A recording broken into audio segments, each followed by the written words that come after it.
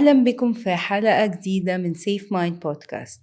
موضوع النهاردة أتحداكم مفيش حد ما فكرش فيه بشكل ما، علشان هو عن الرزق. مين فينا ما جاش فكرة كده قلقان على مستقبله، قلقان على ولاده، على حياته؟ تعالوا نعرف من ضيفي محمد خميس وجهة نظره عن الرزق. ازيك يا محمد؟ قولي يا محمد، يعني ايه رزق؟ كلمة رزق دي أي حد بيسمعها أول حاجة هتيجي في دماغه إيه؟ الفلوس. طبعا فلوس. الرزق مش فلوس، أو مش بس الفلوس. هي الفلوس طبعا صح، بس مش كل الرزق فلوس. الرزق ده حاجة نسبية، هي أي حاجة نافعة للبني آدم بتوصل له عن طريق شخص أو مادية، أو أي حاجة ممكن تنفع الشخص ده في حياته. لا زي ايه بقى؟ وضح يعني لي أنا أكتر. هقول لك مثلا، يعني أكلك، شربك، لبسك، يومك اللي بتعيشيه ده رزق. مم. اي حد مننا خالص لما بيصحى من النوم اول حاجه بيعملها ايه؟ ان هو بينزل بيتوكل على الله، يا بيروح شغله يا عنده مشوار بيعمله. مم. مكان رزقك فين في يومك ده محدش يعرفه غير اللي كاتب لك رزقك. مم. فانت طبيعي جدا انت بتعيشي يومك، رزقك المستخبي بيطلع في وسط اليوم. مم. يعني خليني اقول لك مثال. يا ريت. انت بتنزلي بتروحي شغلك مثلا كل يوم، شغلك الطبيعي الروتيني اللي انت بتعيشيه اللي متعودة عليه يعني. بالظبط كده. مم. هل ما صادفكيش مره مثلا في يوم وانت في روتينك الطبيعي ان حصل حاجة في اليوم ده وسعت من رزقك، خلت اللي بدل بيجيلك قد كده اخر الشهر في اليوم ده لوحده انت حصل لك حاجة سواء نفعتك ان هي فتحت لك سكة شغل تانية فضرت عليكي مكسب او علمتك لا حاجة؟ فهمني أكتر، عشان بصراحة ابتديت أتوه. يعني تقصد بمعنى إن ممكن أتكعبل في مصلحة زيادة مثلا، مظبوط. يجي لي حد يكلمني على شغل زيادة كده، صح؟ بالظبط ده نفس أوكي، الموضوع. أكيد بيحصل. ف يعني روتينك الطبيعي بتاع اليوم هو ده اللي انت بتعيشي فيه عملية الرزق بتاعتك مم. ووصولها إليكي، سواء انت بتطلبيها او الرزق بيطلبك هو على ان هو عارف طريقك، او انت اتحطيتي في حتة خلت الرزق ده يوصل لك. مم. هي دي كلها عملية الرزق. فانت لما تيجي تتكلمي عن الرزق ده ما تحصريهوش بس في فكرة الفلوس، لا احصريه في كل حاجة بتنفعك على مدار يومك وبتعيشيها وبتتمشي مع الموضوع. مم. هو ده التعريف المبسط للرزق اللي ممكن اي حد ياخده يفصله على حسب تجربته هو معاه، مم. مش على حسب كلمة مسلمة سمعت الرزق فهو الفلوس بس. لا، أيوه انت مظبوط. فصليه على حسب انت عايزة تعيشي رزقك ازاي. مم. تقول ايه للناس اللي بتقلق دايما على الرزق؟ يعني على طول عندها هاجس انه طب عيالي، طب بيتي، طب هعمل ايه لو انا مت، هيتبهدلوا من بعدي وهكذا. لا، انت كده مش قلقانة على رزقك، انت قلقانة على تكاليفك، قلقانة على الالتزامات اللي هتبقى موجودة بكرة، قلقانة انا هعمل ايه لما ايه يحصل. طب انا لو حصل لي حاجة مثلا الاقساط اللي عليا دي هتتجاب ازاي؟ مم. انت مش قلقانة على رزقك لان رزقك ده هي مكتوب. حاجة مكتوبة لك وبتاعتك لوحدك. مم. مفيش حاجة اسمها انا قلقانة على رزقي، لا لا لا، انت قلقانة على تكاليفك او قوت يومك زي ما بيقولوا، مم. او على حياتك. لكن مفيش داعي تقلقي على الرزق ده ربنا قال وفي السماء رزقكم وما توعدون. مم. فكده كده ده بتاعك ونازل لك انت، فانت مم. بتقلقي عليه ليه؟ بس انت تفتكر انه فعلا كل واحد بياخد 24 قيراط، ولا في حد مظلوم او حد بياخد رزق كتير وحد بياخد رزق قليل؟ لا طبعا انت واخداهم كاملين مكملين، بس تبقي واخداهم ازاي؟ بس في ناس معذبين، يعني معهمش لا اكيد فلوس ولا عيال ولا اكيد اي اكيد حاجة اكيد، بس واخد وعندهم حاجة مرض. تانية. مم. ايه اللي يعرفها هو ادرى واحد بيها، لان هو ال 24 قيراط بتاعه كاملين، مم. واخدهم في هيئة ايه؟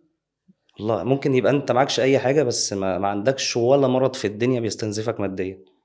ممكن يبقى ما عندكش اولاد بس عندك اهل واقفين حواليك ودايما مأيدينك وحاسينك ان انت احسن واحد في الدنيا. اصلا ان يبقى حواليكي ناس كتير اعتمادهم الاول والاخير عليكي دي صورة كبيرة جدا من صور الرزق. مم. ان انت كمان تبقي سبب من اسباب ان ناس بيوصل لها رزق من خلالك، هو مش بتاعك مم. بس الرزق ده بيوصل لهم من خلالك انت. دي صورة كبيرة برضو ان ربنا اختارك انت عشان توصلي الحاجة دي للناس دي. مم. دي برضو كلها صور من صور الرزق. ده حقيقي. بس انا سامعه حد يعني ممكن يطلع يقول لك لا بس يا عم انا ان الناس تحبني ده مش كفايه، ان انا يبقى عندي ولاد ده مش كفايه، ساخطين يعني. لا بصي، انا مش عايز اروح معاكي لحته ان انا رزقي في صحتي، مم. ناس كتير حواليا بتحبني، مش عايزين نخش في الحته دي. مم. ايوه خليك واقعي يعني. بالظبط كده، لان يعني حواليك ناس كتير بتحبك تمام، مم. بس ممكن ساعتها دنيتك واقفه في حته معينه لاجل انت ما بتسعاش. مم. ماشي، ده جميل وده جميل، بس مش عايزين نحصرها في الحته دي. ناخد التعريف بتاع الرزق بمعنى اوسع من كده. انا قلت لك عايزين لما حد يسمع كلمه رزق دي مم. ياخدها بالمنظور بتاعه هو. انا مم. هفصل الرزق ده على حياتي انا اللي انا عايشها ازاي. ما مم. هو زي ما انت مثلا عايشه حياه بشكل معين بصوره معينه، انا حياتي مختلفه عنك. انا بعيش يوم وانت بتعيش يوم تاني. رزقي نفسه هو رزقك، بس انا واخده في صور، انت واخداه في صور تانية. مم. فما تفصليش الرزق على حاجه معينه ويبقى هو ده التراك اللي احنا هنمشي عليه، لا هو ده. بس هل الأحسن ناخده باليوم ولا ناخده بالفترة؟ يعني مثلا افرض أنا يومي مثلا هنا هو بصور بودكاست مثلا، حد من قرايبي مثلا تعبان جدا طول اوكي. اليوم، ففين رزقه بقى في المرض؟ يعني مثلا انت بتقول انه كل يوم احنا هو مثلا قاعدين انا وانت في الأوضة، انا واخدة رزقي في اليوم وانت واخد رزقك. بالظبط. رزقك بالظبط. لو في حد تالت بقى مريض مثلا طول اليوم في مرض، ففين رزقه؟ ولا انت بتتكلم انه كل فترة الرزق ممكن يتغير؟ كده كده طبيعي، انت رزقك بيتغير، ممكن يزيد، مم. ممكن ينقص، ممكن يقف عند حتة معينة، بس كل ده بيبقى ليه سبب. مم. والله نقص فعشان يعلمك تلتفتي درس مثلا. تلتفتي لحتة معينة تروح انت بصلها لان فيها اوسع. مم. ممكن رزقك يزيد في الحتة دي، ده خلاص، بس ممكن ساعتها بيزيد لحاجة معينة لان انت حواليكي جروب كده، الجروب ده برضو محطوط رزقهم في نفس الحتة دي، فانت هتبقى الديستريبيوتر. مم. هم ليهم برضو معاك في الرزق ده، مم. ربنا بعته من خلالك ليهم. مم. ساعتها دي بتبقى اختبارات بنتحط فيها، هل انا همسك ولا هل انا هوزع فعلا. مم. والله انا وزعت ربنا هيكرمني، انا مسكت ساعتها رزقي هيبدأ يقل عشان التفت لنفس الحتة دي تاني، وابدأ اللي انا حوشته ده ابعته لاصحابه لان هو مش بتاعي. مم. الحتة بتاعت حد مريض دي ممكن يكون واخد برضه رزقه مم. في صورة تانية خالص، ان هو على الاقل ما فيها خالص بيدعي لعياله مم. عايشين ببركته في الدنيا. مم. ده ممكن يكون صورة من صور الرزق، ان هو واخد الحتة دي أيوة. عشان حد تاني. مم. فهو الرزق ده عملية كومبليكيتد شوية، ملهاش تراك معين خلاص نقول هو ده اللي احنا هنمشي عليه. وخليني كمان اقول حاجة على كلامك، انه يوزع دي مش شرط انه يوزع فلوس، ممكن يبقى بيوزع كلمة، ممكن كلمة بجد تغير يعني من سلوك بني آدم، ممكن طبطبة على حد تخليه يحس بالأمان أكتر. ففعلا زي ما انت بتقول هو الرزق عمره ما كان بحاجات ملموسة بس، ده الرزق ممكن يبقى في الضحكة اللي انت هتضحكها في وش حد. اه طب. طب ما تقولي بقى يا خميس، انت ايه حكايتك مع الرزق؟ ليه اخترت ان انت تتكلم في الموضوع ده بالذات؟ والله هي مش ما تعتبرش حكاية قوي، مم. هي تعتبر يعني رحلة حياتي اللي انا بدأتها. مم. طبعا انا زي كأي شاب، احنا كشباب عايشين بنحلم بايه. والله انا نفسي يبقى عندي عربية حلوة، اجيب بيت جميل، عشان اخطط لجوازي، عايز اخلي اهلي مبسوطين. ده طموحنا تقريبا، يعني شايف 90% من الناس ده طموح. مم. انا اتمشيت في رحلة حياتي عادي جدا. مم. رحلتي مع الرزق بدأت ازاي؟ نزلت اشتغلت وسعيت زي اي حد في الدنيا، لحد ما وقفت عند موقف كده ان انا خلاص، انا الدنيا بتقفل، انا مش عايز اوسع رزقي من الاخر. مم. شخص معين حطني في تراك معين، أيوة. لقيت ان انا دخلت كارير جديد وفيلد جديد، ده الدنيا هنا كويسة. مم. بدأت استوعب، طب انا اصلا كنت ما احتكمش على اي حاجة خالص، يعني لو مم. مسكت 1000 جنيه على بعض انا كده بقى حاسس ان انا خلاص انا باشا. مم. حلو. لقيت ان لا، طب ما الدنيا مش كده، في عملية اوسع اهي. احنا ممكن يبقى في حاجات انا ما كنتش شايفها، انا كنت بسعى بس بسعى على قدي، لا طب ما تعال نشوف الدنيا. مم. مشيت في رحلتي تاني بالرزق اللي انا كنت فاكره اوسع، لحد ما حصل ظروف خارجة عن إرادة الناس كلها تقريبا، مم. غصب عننا خالص الدنيا وقفت في الكارير اللي احنا بنشتغل فيه ده. مم. فضلت قاعد شهر 2 3 4 5، حرفيا مفيش، مم. حرفيا مفيش. ايه الافكار اللي جات لك بقى في الوقت ده؟ يعني الأفكار البيبان كلها مقفولة، فايه ده انعكس عليك انت ازاي؟ انعكس عليا طبعا بالسلب والاكتئاب، وان انا خلاص انا حياتي واقفة. اتعودت على اسلوب معين بمشي بيه يومي، مم. الاسلوب ده خلاص فجأة ما بقاش موجود.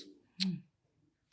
بس انا ساعتها كان عندي النو هاو شوية صغيرين قوي على قد خبرتي، مم. ان اللعبة دي بتمشي ازاي.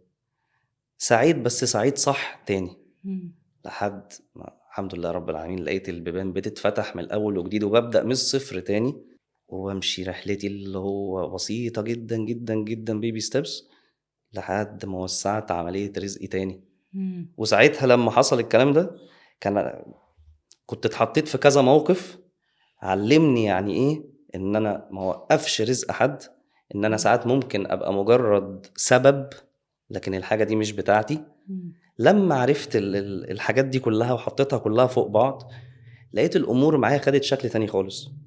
لقيت ان بدل ما انا كنت زي ما كنت بقول لك انا ال1000 جنيه تحسسني اني باشا، لا، ممكن ال1000 جنيه دي خلاص عندي الكونسامشن بتاعها في الشغل ده بقى ولا حاجة. مم. لقيت ان انا العربية اللي انا مفيش اصلا ونفسي في عربية، لا، جبنا العربية. مم. لقيت ان العربية، لا، طب ما في الاحلى من العربية.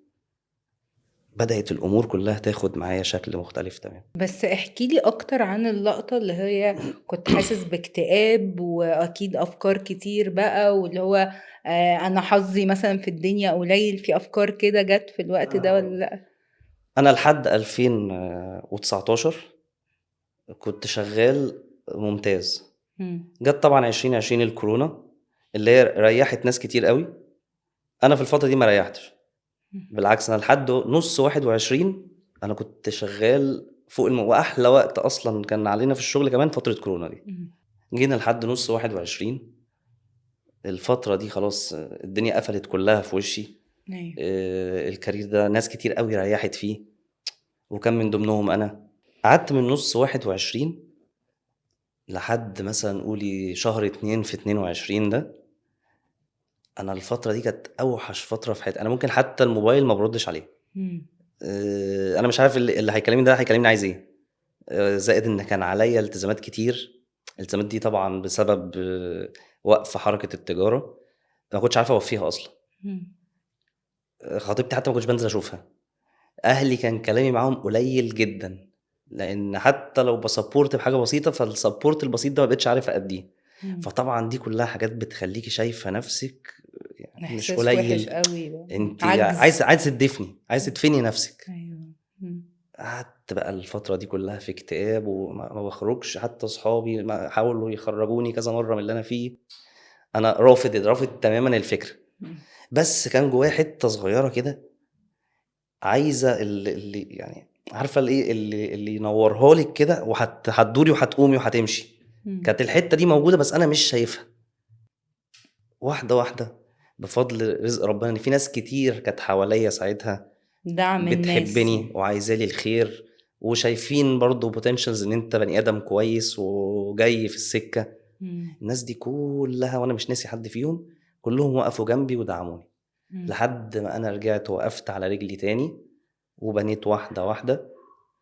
وعايز اقول لك الدنيا مشيت احسن ما انا كنت متخيل اصلا او مرتب. مم. ساعتها شغلي اشتغل اكتر. بدل القعده اللي احنا كنا قاعدينها دي، لا، احنا ما كنا بنقول يا رب اليوم 48 ساعه، لان احنا مش ملاحقين على الشغل. مم. الحمد لله. وساعتها بقى كان فعلا فعلا فعلا، عارفه، انا نازل دلوقتي رايح شغلي الروتين الطبيعي قوي، مم. الاقي تليفون جالي او الاقي حد انا اتكعبلت فيه. طب انا عندي 1 2 3 4. عارفه ساعتها والله انت بجد بتقولي والله نبقى نشوف، انا مش فاضي. مش مش عوجان على مش الشغل او اللي هو تناكة. مش عايز لا لا خالص. مم. انت فعلا مش ملاحقه. خلاص ايه كل ده؟ بعد ما كنا قاعدين 4 شهور مفيش اي حاجه او 6 شهور مفيش حاجه، فجاه الدنيا اضعاف مضاعفه فوق دماغك. مم. فدي كانت اكتر حتة الواحد فهم منها العملية بتاعت الرزق دي بتدار ازاي. انك استنى، اصبر وكمل. استنى واصبر، ومن جواك ما توقفش ان انا لا انا كده كده زي ما انا بسعى. والله الباب ده قفل عشان في باب تاني انت مش واخد بالك منه اهو، بص على الباب ده. مم. ما توقفش عند حتة معينة عادي، ولازم كده كده تطور من نفسك. طول ما انت بتطور من نفسك عمرك ما دي حقيقي. بالظبط. حتى لو ريحت في مجال هتلاقي نفسك انت اوتوماتيك من جواك انت خلاص بنيت حتة ان في ده خلص، ايه اللي بعديه؟ مم. يلا اللي بعده. النهارده التجارة دي وقفت، الاستيراد صعب، مم. طب ايه اللي بعد الاستيراد؟ اسال واستشير بالظبط. بعد الاستيراد في نقل، اشتغل في النقل. بعد النقل في التوزيع، اشتغل في التوزيع. انت هيبقى عندك النو هاو بتاع ان انت خلاص عارفه زي ما بيقولوا ايه، الرزق يحب الخفيه. انت هتبقى عندك الخفيه دي، لان كده كده الدنيا ما بتحبش اللي قاعد يعني راكن بس نفسه. يعني ما تبقاش زي هنا حتة ومن هنا حتة كأنها لبن سمك تمر هندي، يعني اللي هو أنا كنت في النقل هدخل في التجارة هدخل، ولا تقصد إنه أي فرصة متوفرة خش فيها وهتعلمك اي فرصه متوفره طبعا خش فيها وهتعلم. انت مش بتعرف تعمل حتى كده، لو مش حابب؟ حتى لو مش حابب ايه اشتغل. انت مش بتعرف تعمل كده، اعمل كده. مش ده هيوسع من رزقك؟ اعمل كده طبعا. ايه لا يعني ايه اشتغل في مجال مضاد؟ عادي ممكن حد يبقى واخد شغل مقاولات مثلا في حته، بس في نفس الوقت هو اصلا مستورد. عادي خالص. بعد ما هو مستورد هو بينقل البضايع، بيعرف يجيب عربيات وبينقل البضايع. ايه المشكله؟ والله ساب كل ده، اشتغل تخليص جمارك. طب ما تشتغل تخليص جمارك، ايه المشكله؟ وفي نفس الوقت برضه هو عنده شغل مقاولات في حته معينه. طب انت مش هتعرف تعمل كده؟ مش ده حجم دماغك؟ انت عندك المخ اللي يستوعب حجم الاعمال دي كلها؟ اعمل كده طبعا. خليني اقول لك ليه بسألك السؤال ده، ان ممكن حد يبقى بيتفرج علينا يبقى مستني الفرصة او مستني بيفكر في عايز اعمل كذا عايز اروح كذا، انما مش بيستخدم المتاح. عشان كده بقول لك رأيك ايه يعني. لا ما هي الفكره دي ماشي، دي حته كويسه جدا.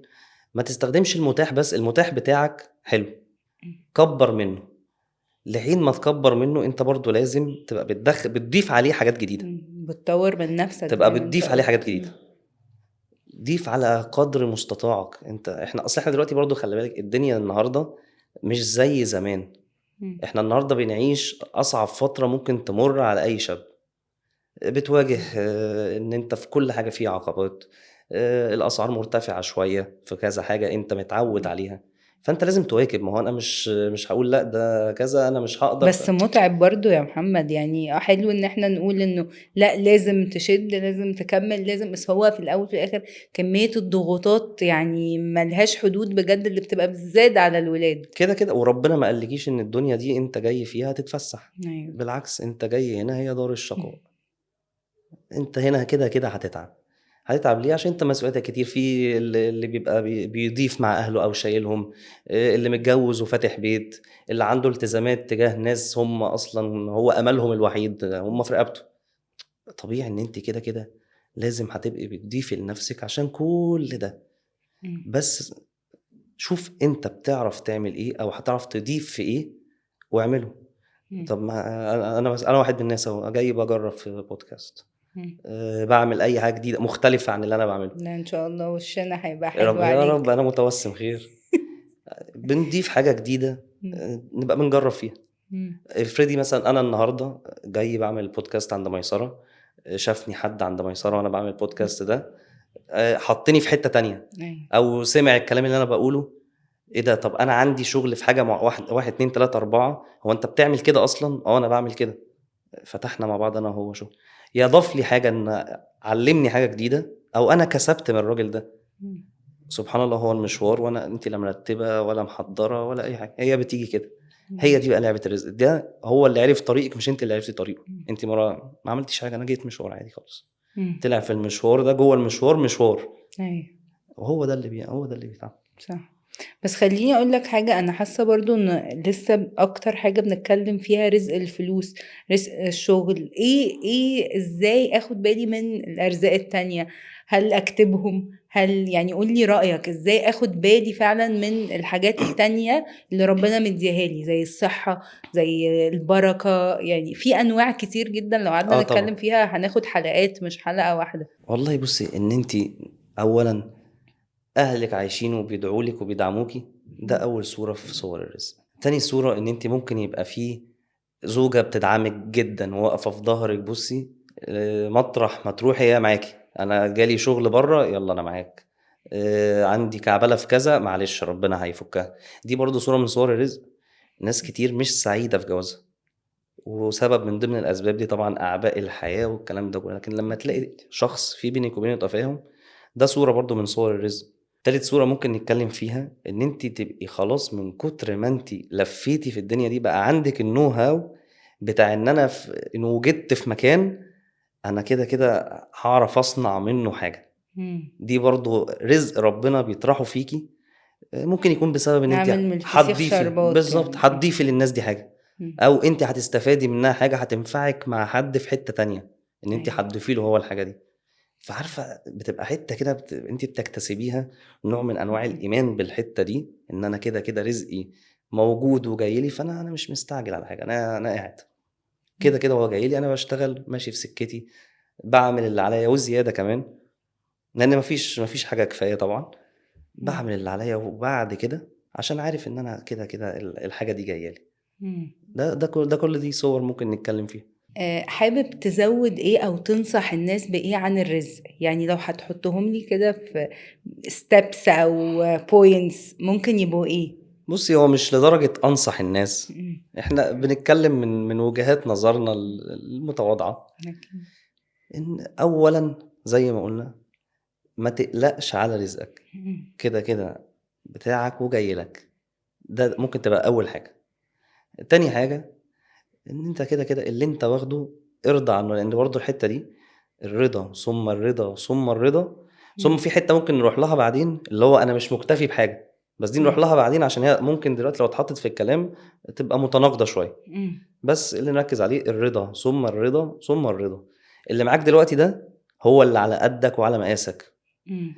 بعدين بتاع بعدين ما تسألش فيه دلوقتي، بس ارضى باللي في ايدك. وبرضه ما تبصش لحاجة هي دلوقتي مش عندك، مم. اصبر شوية، لان كده كده اللي انت باصص له ده انت ما تعرفش اللي عند الشخص ده هو دافع قصاده ايه. أيوة. فخلي الحتة دي دايما بره دماغك، انا راضي تماما عن اللي عندي لان هو ده بتاعي انا. مم. اللي عند غيري ده ما يخصنيش في حاجة، فانا مش هبص له. برضو اللي احنا ممكن نتكلم فيه الحتة بتاعت القناعة، مم. ان انا من جوايا يبقى عندي حتة ان انا قنوع باللي ربنا كتبهولي ده او اللي ربنا عطاهولي ده. مم. لان لو نقمت عن الحاجة دي او تفكيري شت، برضو في الاول وفي الاخر انا مش هاخد غير اللي موجود ده. أيوة. لو سعيت وجريت من اول الارض لاخرها، مم. الحتة دي بالذات انا مش هاخد غير اللي ربنا كاتبهولي في الوقت ده. لاني حتى لو جريت من اول الكرة الارضية لاخرها، انا مم. برضو في حتة معينة كده لو مش راضي عن اللي عندي، عمري ما في حاجة تانية هتكفيني. مم. لازم ابقى عندي القناعة التامة ان اللي انا واخده في الوقت ده هو اللي على قدر استيعابي. مم. اكتر من كده ممكن ما ينفعنيش وما يجيليش اصلا. مم. فلازم نبقى موجود محطوطة حجر اساس كده، حتة القناعة دي والرضا، ان انا ابقى راضي تماما عن اللي عندي، مش باصص لحاجة تانية هي مش موجودة حاليا تحت ايدي. مم. لان برضو حتى لو بصيت لها مش هتبقى بتاعتي. انا أيوة. مش دافع الفاتورة بتاعت الراجل ده الحاجة دي موجودة عنده عشان انا اخدها منه بسهولة كده. مم. بس خليني اقول لك حاجة كمان، لانه ممكن حد يبقى بيسمعنا يقول بس انا باصص على اللي في ايد غيري. فانا عايزة ازود حاجة، انه لو حد مش شايف الحاجات اللي في ايده، ممكن بجد يكتب من اول ما بيقوم من النوم. النفس اللي بياخده ده رزق، حركة الايد دي بجد رزق، الرجلين دي رزق، كل عضو اصلا جوه الجسم شغال بكفاءة، ده لوحده رزق. في ناس فعلا في ممكن يبقى اورجن يتقطع او يخشوا في مرض تقيل جدا. انك حقيقي تبقى ممتن للحاجات اللي عندك، وكل يوم محافظ على ان انت بتكتبهم، بتفكر نفسك بيهم. والحاجة الكويسة اللي بتحصل زي ما انت قلت ممكن يبقى دعم من قرايبك، دعم من الزوج، دعم من الصحاب، تبقى ممتن والحاجة دي بتحصل. ده برضو بيفرق في شخصية الإنسان جامد جدا يعني. طبعا الجزئية دي مهمة جدا، مم. ومش ناس كتير هتحس بيها غير لما حد يتحط في موقف معين يبين له قد ايه ان نعمة الصحة دي، وان انت ربنا شايل عنك الامراض والبهدلة بتاعت الامراض، وان حد قريب منك حصل له موقف وحش. مم. مش هتحس بيها غير لما تبقى جوه الموقف ده وتعيشه. يعني مش ناس كتير هيبقى عندها الحتة دي خالص يا ميسر. مم. انا واحد من الناس اتحطيت في موقف زي ده، فعشان كده عندي الوعي بتاعه، وربنا اختارني واختار الشخص ده كمان اللي هي امي، ان يحطها في اختبار زي ده، على اساس ان هو بيهيئنا لحاجة احنا مش فاهمينها، مم. او بيختبرها هي حتى في صبرها في الكلام ده كله. بس مش عارفة زودت استيعابي في الحتة دي لما دخلت جواها مم. ورحت أيوة. معاها المشاوير بتاعة الرحلة دي كلها. مم. لكن قبل كده طبعا ما كانتش عندي الحتة دي، ممكن ما كنتش افكر فيها اصلا. يعني كنت اسمع ان حد تعبان او عنده ابتلاء معين عادي، بدعي له خلاص. مم. ما عنديش الحتة بتاعت ده ربنا كرمنا بنعمة الستر في الحتة دي، وده رزق، ده صورة من صور الرزق برضه. مم. غير لما اتحطيت في الموقف، لا تفكيري تماما اختلف. بقيت حتى لما حد يحكي لي على حاجة، لا بقى وقعها على سمعي بقى مختلف عن الأول. ما بقتش مم. بسمعها زي ما كنت أسمعها زمان، اللي هو ده حد تعبان، لا، مم. لأني فهمت الدنيا جوه بتبقى عاملة ازاي. مم. فده دي ده حقيقة. من ضمن الصور طبعا اللي احنا لازم نبقى بنحمد ربنا عليها كل يوم، مم. وده أهم كتير من رزق الفلوس حتى.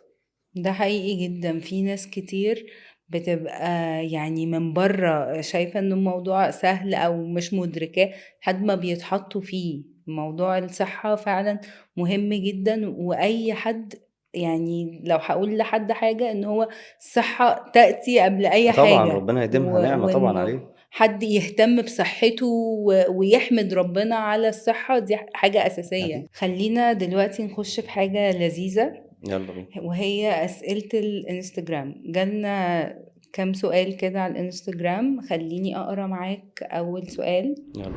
وهو إني بحس إني دايما ناقصني حاجة رغم إن عندي كل حاجة، أعمل إيه؟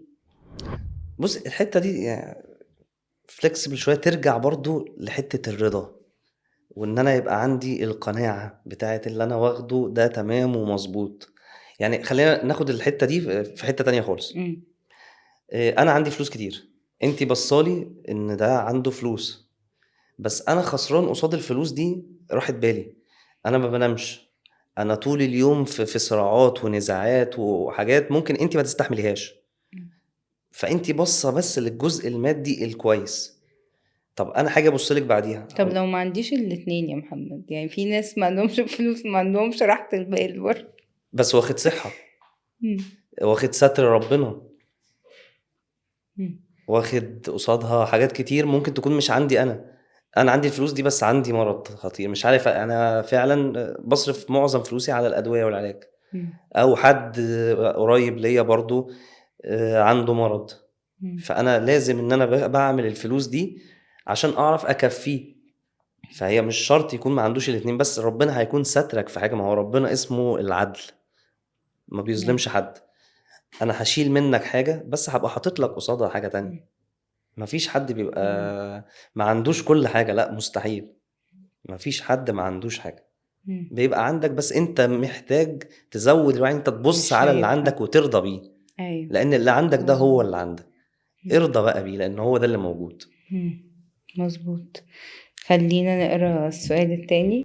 ازاي يبقى عندي وعي اكتر ان رزقي هيجي في وقته؟ بص دي حتة لازم عشان تبقى عندك، لازم تبقي اتحطيتي في مواقف معينة مم. علمتك ازاي هيبقى عندك الوعي الكفاية قوي ان هو هيجيلك في وقته. لازم تبقي مريتي بمواقف، خلينا متفقين مش هتكون احلى مواقف في حياتك، بس اللي هتستوعبيه قدام ان المواقف دي فعلا خلت عندك حتة كده أنا مش مستعجل على حاجة، عارف إن ده كده كده جاي لي في وقته، وممكن أستنى سنة 2 3 4 عادي خالص، مش مستعجل والله. المواقف دي كلها هتغيرك في الحتة دي، لكن مفيش حد يعني أبيض كده ما احتكش بمواقف أو خبرة في الحياة هتلاقي عنده الحتة دي مزروعة مولود بيها. لا لا لا، دي كلها مواقف إحنا بنمر بيها، فعلى أساسه يعني هي اللي بتعلمنا الحتة دي، لكن مش كده. لا لا، مش بتجيلك لوحدها يعني. مظبوط، بتكتسب. بالظبط بتكتسب. مع خبرات الحياة. انما يعني تقصد انه مفيش مثلا طفل هيبقى عنده الحتة دي مثلا، او حد مثلا في اعدادي او ثانوي مدرك الحتة دي، لا، ولا حد في ممكن؟ السن اللي انت بتتكلمي فيه ده بيبقى عنده برضه كونسبت الامان شويه. الامان في ايه؟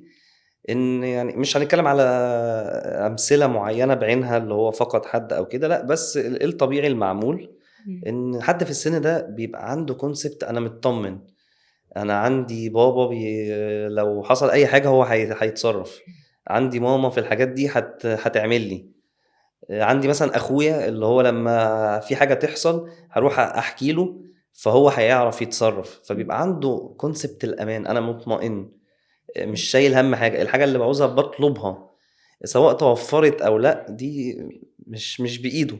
مم. فده ما يقصش عليهم في الحته دي قوي يعني. ايوه مظبوط جدا. الله يخليك. محمد، شكرا ليك جدا العفو. جدا جدا بجد. اختيارك للموضوع مهم جدا، واعتقد انه ناس كتير هتحب الحلقة زي ما انا حبيتها يا جدا. ريت. حابة انه كل اللي هيتفرج علينا وهيسمع الحلقة دي يقول لي ايه اكتر حاجة فهمها جديد، ايه اكتر سؤال عنده، ايه الحاجة اللي اتغيرت لما سمع الحلقة. وأحب أقول لكم إن ده آخر حلقة في الموسم الأول، وأشوفكم في موسم جديد من سيف مايند بودكاست.